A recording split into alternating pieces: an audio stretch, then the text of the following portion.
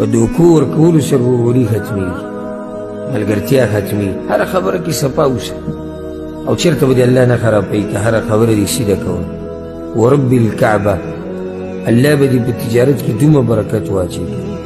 لکه حدیث کې دا راځي، پیغمبر صلی الله علیه وسلم وایي فإن صدقا وبینا، دا خرڅوونکي او اغوستونکي که چېرته دواړې رښتیا ووایي او دواړه حقیقت ووایي، بورک لهما فی بیعهما، الله به دوی په دې بیې کې برکت واچوي.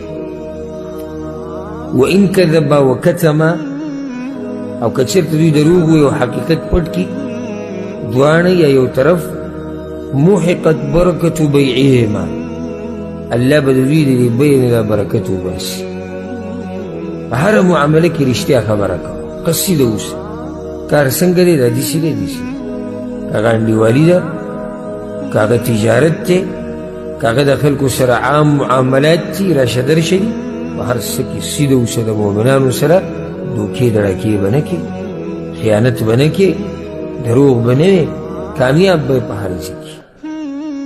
دا کم خلک چې په تجارتونو کې دوکې کوي که نه، ستا دا تجارت په الله د دوی د تجارت نه زیات کړي، او که زیات یې نه کو د دوی اصل کې برکت پورې خبره ده. ستا په دې لږ تجارت کې به الله سبحانه وتعالی برکت واچوي. یمحق الله الربا ویربي الصدقات. ګوره سود چې دی دې سره مال ظاهره کې ډېرېږي که کمیږي؟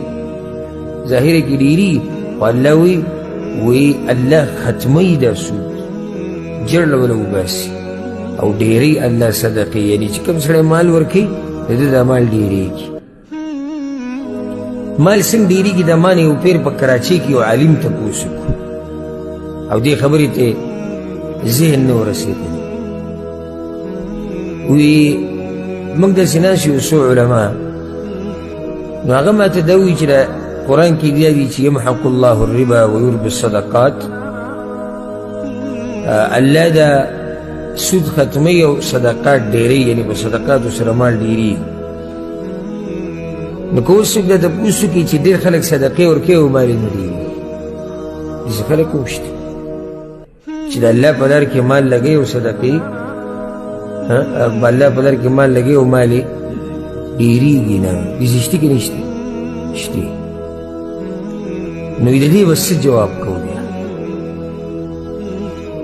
نو الله زما ذهن ته هغه حدیث راوستو ډایرکټ چې پیغمبر صلی الله علیه وسلم چې یو سړی په تاسو کې معمولي شی صدقه کړي که نه، نو الله یې په ښي لاس کې واخلي